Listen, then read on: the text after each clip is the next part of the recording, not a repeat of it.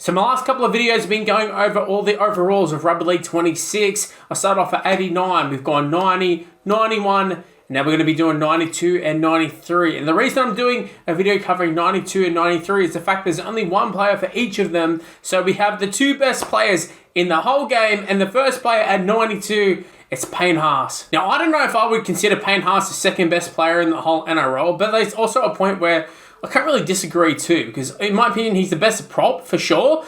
Out in second rowers and locks and dummy halves, all that sort of stuff. I don't know if I immediately think of Payne Haas as the second best player, but he is the best forward in my opinion in terms of front rows. But yeah, 92 rated, it's very high considering the rest of the league. But at the same time though, the guy, he puts up enormous stats, enormous minutes. The guy's an absolute freak. So at the same time, I do understand it. But at the same time, James Fisher-Harris hasn't featured at all in this. And the other only prop that has featured is Tuppeny. And then if you want to include Carrigan, who's a lock, he's been there as well. I think they were 90 as well.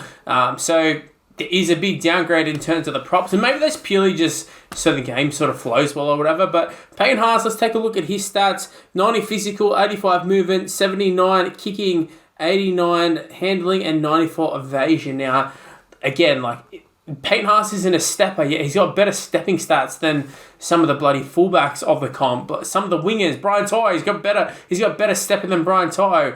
He's got better than Cameron Munster, Jerome Hughes. I'm guessing even if once we get the game, he's going to have so many better ones than that. But I don't know, just it's kind of strange. But in a way, I do understand.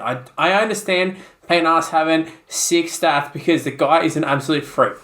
He's an anomaly in the NRL in terms of props. In terms of output, there's really him and there's Taylor May who can put up the actual minutes on the field, and Taylor May definitely doesn't get the same output as Payne Haas. The guy's an absolute freak. So I do 100% understand him being higher than the rest of them. And I guess if they're going to be putting, Tuppeny and a few other forwards in the 90s, 89s, all that sort of stuff, I guess it makes sense that Payne Haas is up there. But 100%, when I think of the NRL's best players, I don't think of Payne Haas as the second best player in the NRL. It just seems baffling to me. However, what I do agree with is the best player in the NRL, and I know he hasn't been dominant at the state of origin level and all that sort of stuff. But in terms of the NRL, the guy's won so many premierships. He's literally turned games on its head in a grand final. It's Nathan Cleary at 93. Let's look at his stats.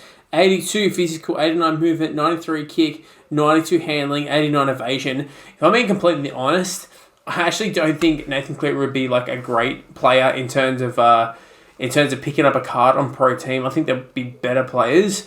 But I think he's obviously he's the face of the game. He's going to be the highest rated player. It makes sense for him to be the highest rated player. That's for sure. And even Payne Haas too. I think he has a great little card in terms of a pro team one. But there's also others that are significantly good as well. So pro team wise, I don't think you necessarily have to go and grab Payne Haas. Go grab Nathan Cleary.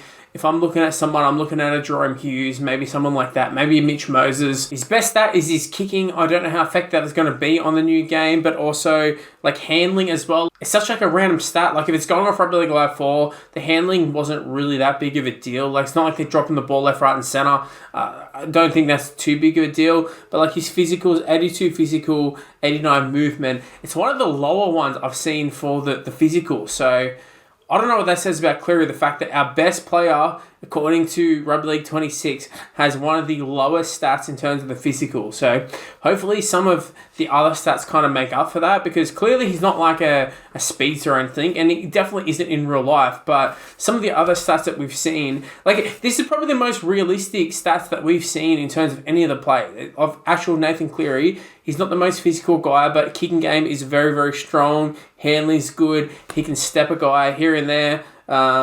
Also, movement, it's pretty good movement, but in terms of speed and all that sort of stuff, this is actually the one that I'm okay, this actually fits Nathan Cleary, and he's still the best player in the game. It's actually crazy, but yeah, guys, look, 2 players to look at: Payne Haas, Nathan Cleary. In my opinion, I think Payne Haas, if I was going to look at which one I'm going to pick up, I think Payne Haas is the guy that I'm going for out of Nathan Cleary and Payne Haas, despite Haas being one overall lower. And then you add in all the other guys too. I think some of them have some amazing cards too. I think I'd look at them as guys I would pick up. But yeah, guys, let me know in the comment section below. Do you think, is this justified? Is this actually right? Like, is Nathan Cleary the best player in the game? I think personally, yes. And I think most of you will agree. But if you look at State of Origin level, maybe not so much. But in terms of the card itself, I think it actually reflects Nathan Cleary really well. Whereas a lot of the other players, you look at them and you're like, oh, okay, 90 rated, yeah, I can get 90 rated or 91 rated or 92 rated. Yeah, I can understand the rating, but in terms of the actual individual stats, it doesn't really line up with how they actually play. So, I don't know, a lot to be sort of analysed here, but I'm going to wrap things up here. Thanks for watching, guys. If you happen to enjoy this one, make sure you smash the like button, subscribe. I'm your home of Rugby League 26. Been doing heaps of videos on it. I'm going to continue doing that, especially tomorrow. Tomorrow the game's out. Like, we're going to be absolutely smashing the content out tomorrow. But yeah, guys, thanks for watching, and I'll see you in the next one. See yous. Well, that's the end of this video. If you happen to enjoy it, make sure you leave a like, subscribe. You know the drill at this point. Everybody YouTuber says it. Just go ahead and do it. It'd really help me out. Also, why not go ahead and check out some of these other videos that are on the screen right now.